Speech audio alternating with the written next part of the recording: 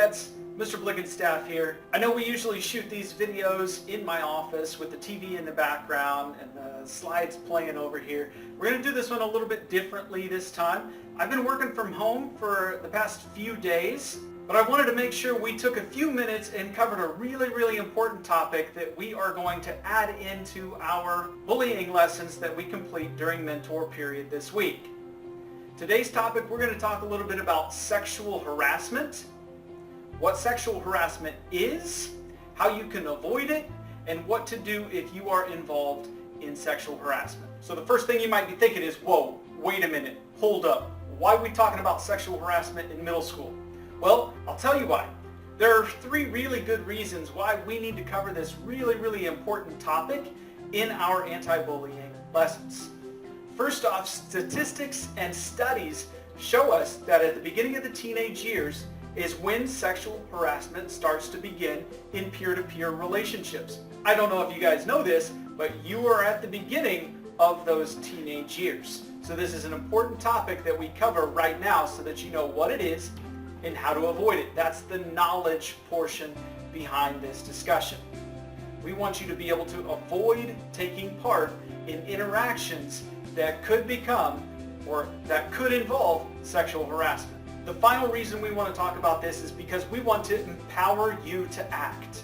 Sexual harassment is never okay. Sexual harassment will result in severe school consequences and could potentially lead to criminal charges if it is being conducted. Let's talk a little bit about what sexual harassment is. Sexual harassment is any unwelcome behavior of a sexual nature. Most often, we are talking about peer-to-peer relationships, but age and gender do not matter when it comes to sexual harassment. Anyone of any age and anyone of any gender can be sexually harassed by someone else. Sexual harassment includes several components. First off, there are visual components to sexual harassment. This would include any gestures made towards a person, notes that are sent, or images that could be transmitted electronically. There's verbal sexual harassment. Verbal sexual harassment includes any kind of jokes, name callings, spreading rumors, crude language, or suggestive comments. There's physical sexual harassment. This includes any kind of touching, grabbing, pinching, or smacking of private body areas. When we're talking about specific criminality and sexual harassment, those private body areas include the breast, buttocks, and genitals. There can also be sexual intimidation. That is when someone uses their unwanted physical presence to intimidate another person, whether that includes touching or not, to make someone feel uncomfortable in a sexual nature. It can happen to anyone at any time by anyone else. It is not limited by your age or by your gender. Sometimes the aggressor, the person perpetrating the sexual harassment, doesn't even understand that what they are doing qualifies as sexual harassment. Sexual harassment is also something that violates a federal law called Title IX. Here are just a few examples of behaviors that could be classified as sexual harassment. That includes sexual name calling, spreading sexual rumors about a peer, asking for or sending inappropriate photos, and specifically with inappropriate photos, that can sometimes be classified as child pornography, which takes this to a whole nother level. Sexting is also included in sexual harassment, or simply just using your physical presence to make someone else feel uncomfortable because of its sexual nature. We know through several studies and lots of research that sexual harassment has severe consequences to the victims.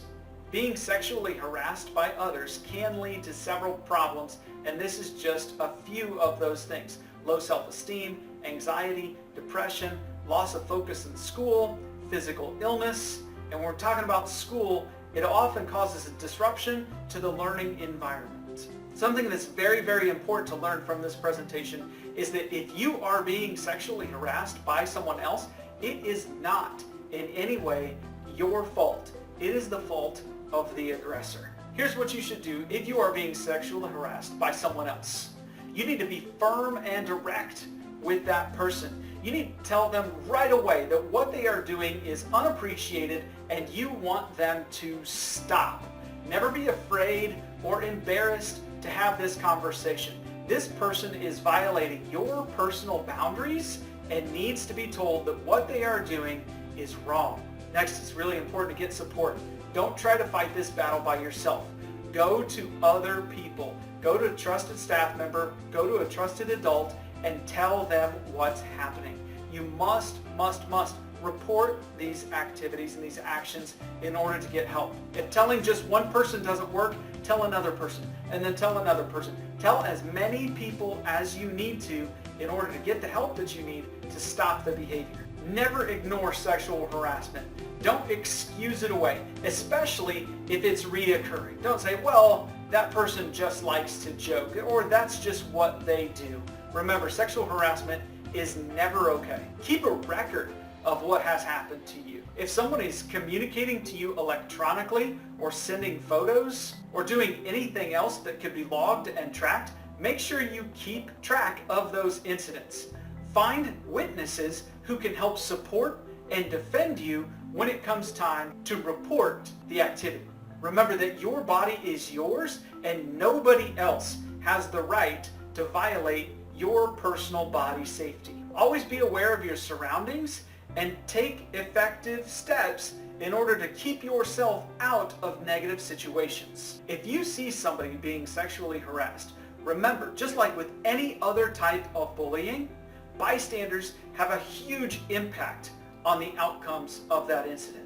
In middle school, whenever there's a public incident, typically you guys gather together in a crowd, and people usually freeze up. They don't know what to do, how to act, so they end up just standing there watching. That's not the right avenue to take. Never join in, laugh, or encourage somebody who is showing any kind of bullying behavior or sexually harassing behavior. You will be able to help make the situation better if you offer help, if you offer support to the person who is being harassed. Get them out of that situation. Get them to an adult. Even if that person doesn't want to report what happened, you go immediately to an adult and report what happened so that we can get in there and help the situation. Here's a little bit about how to just avoid being involved in general. Don't be a part of the crowd when you see it happening. Always remember, you can submit an anonymous tip if you don't feel comfortable coming forward yourself. If you are a person who has exhibited sexually harassing behaviors in the past, stop and think before you say or do something. In your own mind, go over, how would I feel if this person did this to me or said this to me? And if in your mind you at all think that it would make you feel uncomfortable or you wouldn't like it, don't do that to another person. Something that we try to emphasize a lot at Cascade Middle School is showing respect to the other students and the other people that you interact with on a day-to-day basis. You guys are a big part of what makes our school awesome, day in and day out. It's the little choices in the way you treat one another every single day. By working together, by everybody being on the same page, we can all help to make our middle school the best place that it can be. Every single student deserves to walk through the doors every morning and know that they can focus on learning and being successful without having to deal with other distractions. Thanks guys, I really appreciate your time today and walking through these slides with me. As always, if you ever have any questions, you can reach out to me, Mr. Hansel, or Miss Craig. Thanks everybody and have a great rest of your day.